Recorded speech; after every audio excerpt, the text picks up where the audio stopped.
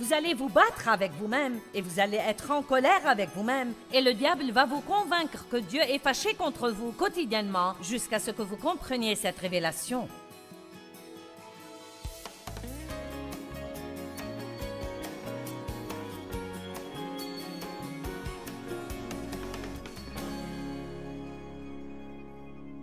Vivre sans frustration. Père, nous te remercions pour la parole ce soir et je prie que chaque cœur ait vraiment une meilleure révélation de combien la grâce est merveilleuse. Nous avons parlé de la grâce tellement longtemps que nous avons oublié à quel point elle est merveilleuse. Nous avons tendance parfois à faire ça dans l'atmosphère de nos églises et nous parlons de choses et nous en parlons tellement que nous oublions leur vraie valeur. Quel chant extraordinaire! On chante au moment des offrandes sur la grâce. On va le chanter encore une fois ce week-end, mais nous devons faire attention aux paroles. La grâce est extraordinaire. Et laissez-moi vous montrer combien c'est absolument merveilleux. Nous allons regarder Romains chapitre 5 en commençant au verset 6 et je vais en fait partager 4 versets avec vous. Je veux que vous lisiez beaucoup de paroles de Dieu ce soir et je veux que nous digérions ces choses lentement et voyons si nous pouvons saisir juste ce que signifie ce que Dieu a fait pour nous par sa grâce. Si nous avions vraiment une révélation de ce que Dieu a fait pour nous, nous n'aurions plus un jour triste dans nos vies. Amen? Amen? Très bien. Romains chapitre 5, verset 6. « Car lorsque nous étions encore sans force, incapables de nous en sortir, Christ, au temps marqué, est mort pour des impies au nom des impies. » Quelqu'un dit merveilleux. C'est à peine si quelqu'un voudrait mourir pour un juste, peut-être pour un homme de bien, quelqu'un de noble, loyal et généreux, accepterait-on de mourir? Vous savez, il dit qu'il serait vraiment extraordinaire que quelqu'un donne sa vie, même pour la personne la plus formidable, la plus géniale. Mais mourir pour des pécheurs qui s'en moquaient, beaucoup qui n'étaient même pas nés, qui ne vous connaissaient pas, ne voulaient rien à faire avec vous, c'est un monde absolument extraordinaire. Mais Dieu nous a prouvé son propre amour pour nous par le fait qu'alors que nous étions encore pécheurs au temps marqué, le Christ est mort pour nous. Époustouflant! Alors que vous étiez encore à courir de bar en bar et à vous saouler nuit après nuit après nuit, sans vous soucier le moins du monde de Dieu, il était déjà mort pour vous, il avait déjà payé le prix de tous vos péchés, avait déjà planifié une grande vie pour vous, et vous n'avez rien à faire d'autre pour en bénéficier que de le croire et le recevoir. Oh là là! Vous savez, si vous êtes régénéré, je regarde quelqu'un qui ne va pas aller en enfer. Et ça devrait nous garder de bonne humeur. La prochaine fois que vous êtes triste, regardez-vous dans le miroir et dites « Je ne vais pas aller en enfer. » Alléluia! Wow! Je ne vais pas aller en enfer. Verset 9 dit « Et puisque maintenant nous sommes justifiés. » Justifiés quand? Quand? Tu veux dire pas après avoir amélioré notre comportement? Maintenant, nous sommes justifiés. Maintenant, que veut dire justifiés? Rendus justes comme si nous n'avions jamais péché. Ah, merveilleux! Juste comme si nous n'avions jamais péché. Et puisque maintenant nous sommes justifiés, acquittés, rendus justes et conduits dans une relation juste avec Dieu par le sang du Christ, à plus forte raison, cela est certain, serons-nous sauvés par lui de l'indignation et de la colère de Dieu. Bonne nouvelle, Dieu ne nous en veut pas. Alléluia! Dieu ne nous en veut pas. Je suis si lasse des gens qui pensent que Dieu est un ogre qui se fâche chaque fois qu'il ne se comporte pas parfaitement. Dieu est bon, il vous aime vraiment, il a déjà payé le prix de votre liberté. Mettez un sourire sur votre visage et commencez à l'aimer en retour.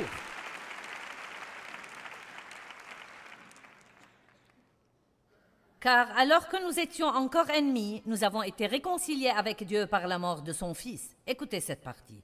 Car si, lorsque nous étions ennemis, nous avons été réconciliés avec Dieu par la mort de son Fils, si, quand nous ne nous soucions pas de lui d'un iota, Dieu a envoyé son Fils pour mourir pour nous, à bien plus forte raison certainement, une fois réconciliés, serons-nous sauvés par sa vie et par sa résurrection de la colère et de l'emprise du péché. Merveilleux!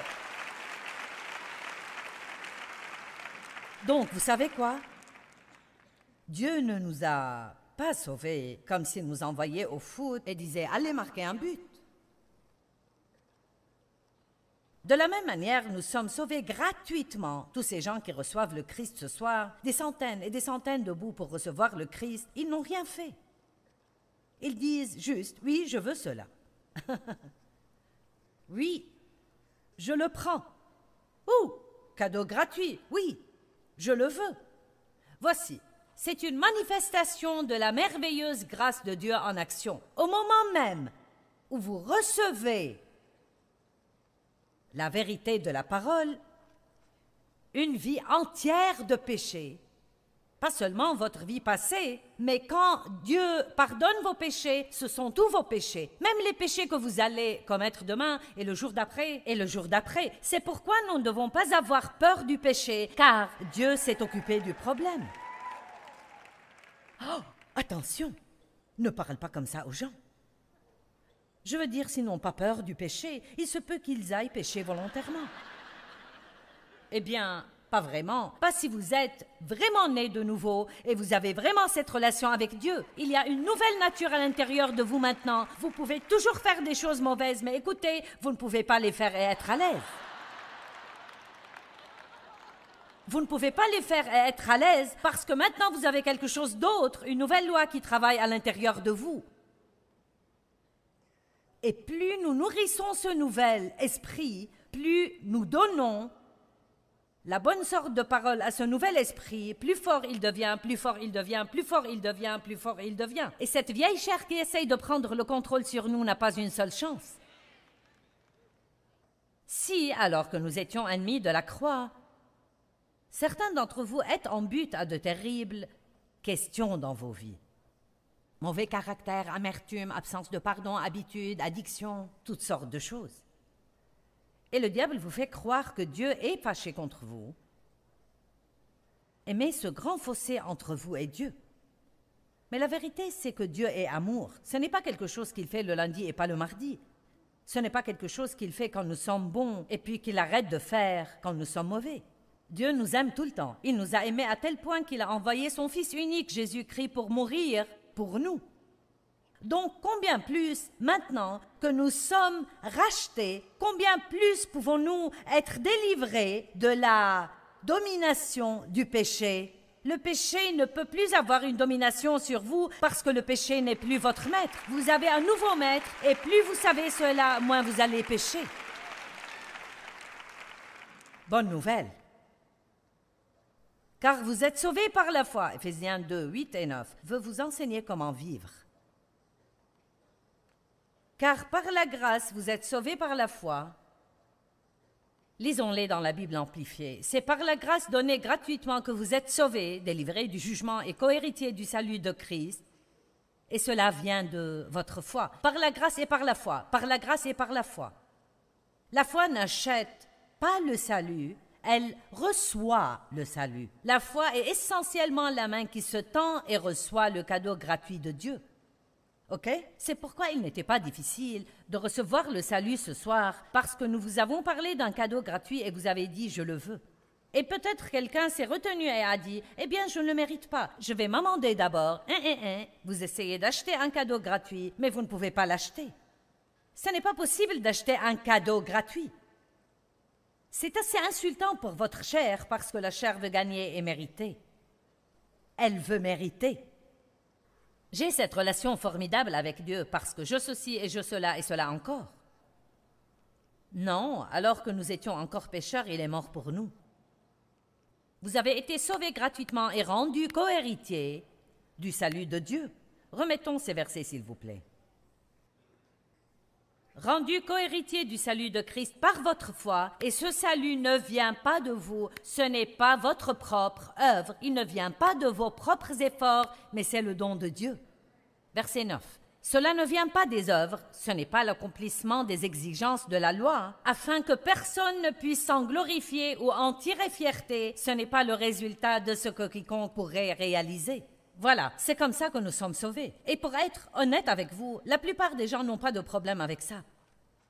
Non mais c'est comme, vous êtes oui, amen, gloire. Oui, je veux être sauvé. Ok maintenant. Colossiens 2,6, regardez ça. Je vais argumenter ici. Par conséquent, puisque vous avez reçu Christ, comment l'avons-nous reçu? Par la grâce, par la foi. Puisque vous avez reçu Christ, le Seigneur Jésus, donc vivez et réglez vos vies et conduisez-vous en union et conformité avec lui. Maintenant, voici mon message. De la même manière que nous avons reçu Christ, c'est de cette manière que nous devons vivre. Vous ne savez pas comment. Très peu de gens ici connaissent la parole. Ils disent « c'est génial », mais vous ne savez pas à quel point c'est génial. Car quand vous comprenez ce que je viens juste de dire, ça enlève la pression. Maintenant, tout d'un coup, vous ne vivez plus en essayant par vos efforts. Je ne vis plus en essayant, en me battant, en m'efforçant et en étant tout le temps frustré parce que quoi que je fasse, ça ne marche pas. Qui a essayé de s'auto-améliorer? Quelqu'un est déjà allé dans une session de ce genre où vous avez entendu quelqu'un prêcher et vous étiez si convaincu, « Mon Dieu, j'ai un problème avec ça » et vous avez décidé de rentrer chez vous et changer. Quelqu'un l'a déjà fait? Combien d'entre vous n'avez pas changé?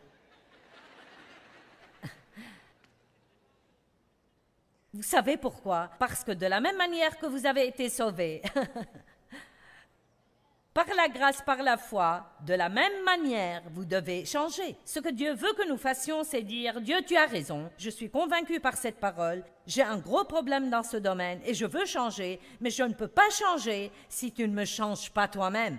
Tu dois le faire, Dieu, et je dépends de toi. Et je te fais confiance et je crois que tu vas faire tout ce qui doit être fait dans ma vie. Vous allez vous battre avec vous-même et vous allez être en colère avec vous-même et le diable va vous convaincre que Dieu est fâché contre vous quotidiennement jusqu'à ce que vous compreniez cette révélation. Nous vivons par la grâce. Vous comprenez? Ça va me prendre 4 sessions pour traiter le sujet. Maintenant, une jeune femme fait « ouais. » Pourquoi? Parce que c'est très bon. Vous savez ce que c'est? C'est merveilleux. C'est la grâce extraordinaire. Nous allons comprendre quelle grâce extraordinaire c'est avant de quitter cette salle. C'est vraiment extraordinaire ce que Dieu a fait pour nous.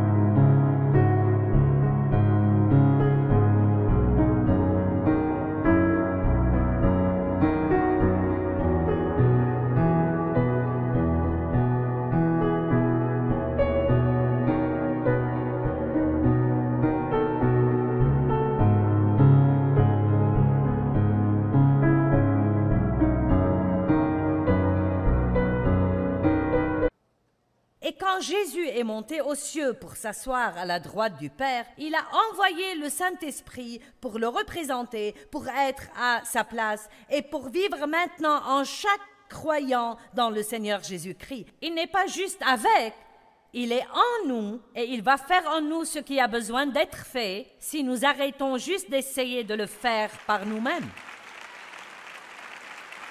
Laissez Dieu travailler. Dieu peut faire en vous, en 5 minutes, plus que vous en 25 ans de tentative. Parce que tout ce dont on a besoin, c'est une révélation. Nous avons eu assez d'informations. Nous avons besoin d'une révélation. Je veux dire, nous sommes noyés d'informations en Amérique. Nous avons besoin de révélations sur la parole de Dieu. Amen. Et je crois qu'alors que la parole est prêchée ce week-end, elle est porteuse d'une onction qui va ouvrir les yeux aveugles. Et je parle maintenant des yeux aveugles spirituels. Et il ouvre des yeux aveugles physiques, mais aussi les yeux aveugles spirituels et les oreilles sourdes spirituelles. Et peut-être que vous l'avez déjà entendu un millier de fois combien elle est douce, cette grâce. Mais je pense que chaque fois que vous venez, ce week-end ou ce soir, ou le nombre de fois que vous venez, vous allez dire « extraordinaire ».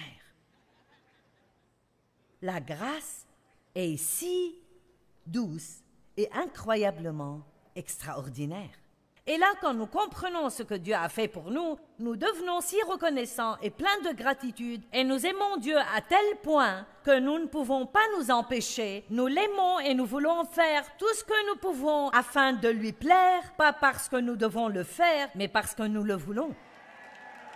Amen. Extraordinaire. La grâce est, nous avons tous entendu cela, la richesse de Dieu sur le compte de Christ, G-R-A-C-E. Bien, vous savez, parfois ça sonne un peu trop spirituellement vaporeux et nous passons à côté. C'est la faveur imméritée. Et nous devrions penser à cela un bon moment parce que les gens ne font pas de choses imméritées pour nous. Oui, ils vous donneront ce que vous méritez. Et Dieu ne fait pas ça.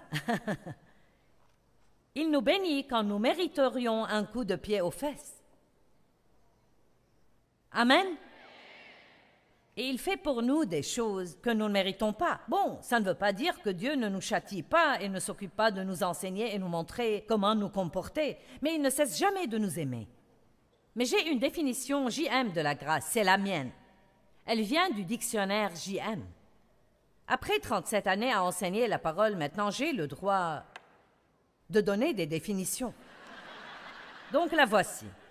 Je crois que la grâce est, oui, la faveur imméritée, mais c'est la puissance de Dieu rendue disponible pour nous, gratuitement, nous rendant capables de faire facilement ce que nous ne pourrions jamais faire par nous-mêmes, quel que soit le nombre d'efforts et de combats. Et vous en avez encore besoin, donc la voici. La grâce est une puissance. C'est la puissance de faire ce qui a besoin d'être fait, mais de le faire sans combat et sans effort, de le faire dans le repos de Dieu et de le faire avec facilité. Et c'est un don gratuit.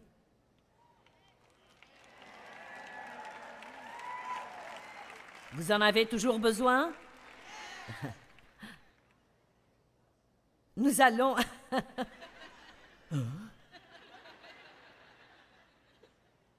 Je sais que votre petite chair est en train de crier. Bien, c'est sûr qu'il y a quelque chose que je dois faire. Commençons par croire. C'est pour ça que nous sommes appelés croyants. Si nous devions accomplir, nous serions accomplisseurs. Mais nous sommes des croyants et le mot croire veut dire recevoir et le mot recevoir veut dire croire. Donc ce soir, quand ces personnes ont reçu le Christ, ils ont cru que Jésus était mort pour leurs péchés et qu'il était désireux de leur pardonner et qu'il allait leur donner une vie meilleure. Et donc, ils ont cru, et au moment où ils ont cru, ils ont reçu. Quand vous croyez, vous recevez. Quand vous recevez, vous croyez. Vous ne pouvez pas séparer les deux. Croire, c'est recevoir. Et Hébreux 4 dit que quand nous croyons, qu'est-ce qui se passe? Nous entrons dans le repos de Dieu. Vous savez, je m'amuse dans mes réunions. Oh, quand j'ai commencé à faire ça, j'ai pensé que la pression allait me tuer. Je veux dire, je priais si fort avant d'aller à mes réunions que j'arrivais déjà à moitié morte de fatigue, vous savez. Je ne pouvais parler à personne et je ne faisais pas ceci ni cela. Je devais déclencher l'onction. J'ai appris que la meilleure façon de vivre, c'est de vivre de la même façon tout le temps. Je n'ai pas à agir d'une manière ici et d'une autre manière ailleurs. Dieu veut que nous soyons, pas que nous nous édifions sur des actes. Israël ne m'a pas paru stressé ce soir de diriger la louange. Je l'ai vu avant, il était le même à l'arrière de la scène que devant. Vous entrez dans un genre différent de dons. Mais la vérité est que je suis à l'aise en faisant cela et j'aime le faire. Pourquoi? Parce que je fais la part que Dieu m'a donnée à faire. J'ai étudié et je suis venu ici. Le reste est de son essor. J'ai dit, j'ai étudié, je suis venu ici, le reste est de son essor. Vous savez ce qu'est la frustration? Essayez de faire quelque chose que vous ne pouvez pas faire.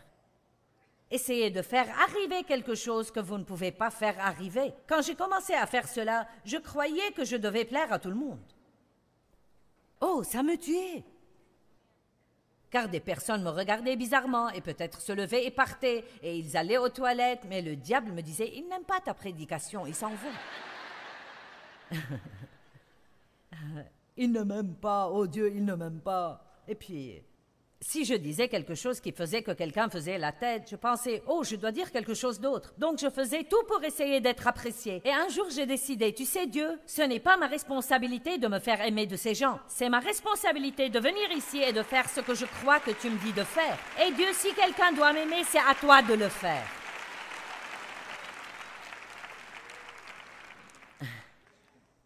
Je montais ici et criais sur les gens. Oui, vous savez, comment quelqu'un pouvait-il m'aimer si Dieu ne les faisait pas m'aimer? Et cependant, vous continuez de venir et de venir et de venir et de venir et de venir. Vous savez, vous n'avez pas à sortir chaque jour avec la crainte des hommes tout autour de vous, d'être contrôlé et manipulé par les caprices d'autres personnes, jouant sur votre peur que quelqu'un ne vous aime pas. Vous pouvez dire le matin, Dieu, si quelqu'un doit m'apprécier aujourd'hui, c'est à toi de les faire m'aimer. Et s'il ne m'aime pas, Dieu, c'est ton problème.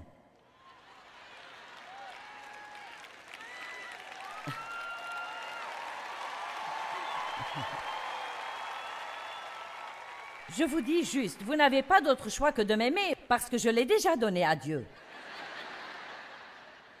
Néanmoins, je peux être libre ce soir car je crois déjà que Dieu va me donner les personnes dont j'ai besoin dans ma vie et ceux dont j'ai besoin. Je n'ai pas de pression. Est-ce que j'ai agi sous pression quand je recevais l'offrande ce soir? Je n'ai pas mis de pression sur vous. Je n'ai pas besoin d'essayer de vous contrôler. Car si Dieu a ordonné ceci, il va le financer. Je n'ai pas besoin de jouer de petits jeux pour avoir votre argent. Vous pouvez donner ou non, et donner avec un sourire sur votre visage parce que vous croyez que vous semez dans la bonne terre qui porte de bons fruits et vous voulez y prendre part. Amen. Dieu va payer pour ce qu'il commande. S'il veut que je le fasse, il va pourvoir au salaire. Il le fait forcément car les factures sont payées, donc par conséquent, il n'y a pas de combat. Je travaille dur, mais ce que je fais n'est pas vraiment dur. Je veux dire, je travaille vraiment dur. Je vais être physiquement fatiguée quand je vais rentrer chez moi, mais ce n'est pas difficile pour moi de faire ce que je fais parce que je le fais par la grâce de Dieu. Je vais vous dire ce qui est dur. Une période de 24 heures entières à être en colère et pleine de ressentiments et à en vouloir à quelqu'un et ne pas pardonner. Vous voyez ça, ça me tuerait.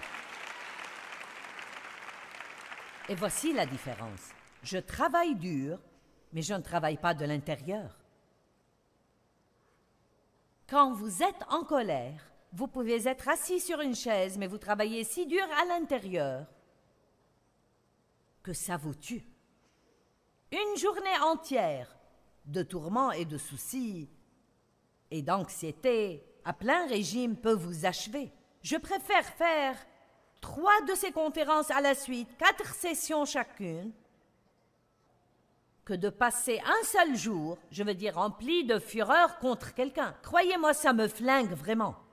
Je ne peux pas le gérer.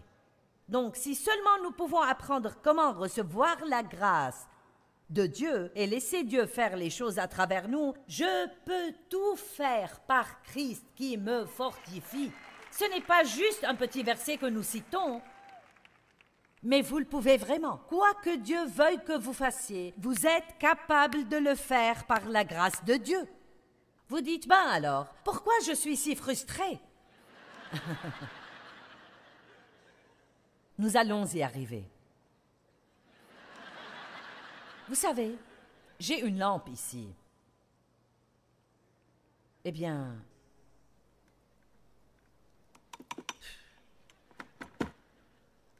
pourquoi elle ne s'allume pas? Tu es une lampe, tu es supposée donner de la lumière. Où est la lumière? Oh, elle n'est pas branchée. Oh, il faut la brancher. Oh, oh. Wow, c'était facile. Ok, c'est comme cela. S'il y a une source d'énergie, la source d'énergie, c'est Dieu. Quelqu'un a déjà compris? Vous voyez comme vous êtes vif? Révélation. Il y a une source d'énergie juste là. Bon, ce n'est pas la faute de l'énergie si la lampe n'est pas branchée. Donc, ce que nous devons faire, c'est de nous brancher tout simplement. Chaque fois que vous vous sentez frustré, prenez un moment et branchez-vous. Chaque fois que vous vous sentez épuisé, prenez un moment et branchez-vous. N'essayez même pas de sortir de chez vous le matin sans être sûr que vous êtes complètement chargé, que toutes vos batteries sont complètement rechargées. Nous avons 2 choix dans la vie. Nous pouvons vivre une vie remplie de frustration ou nous pouvons nous humilier nous-mêmes et demander à Dieu de nous aider. Nous pouvons recevoir son don gratuit de grâce pour nous aider et c'est exactement ce que nous devrions faire.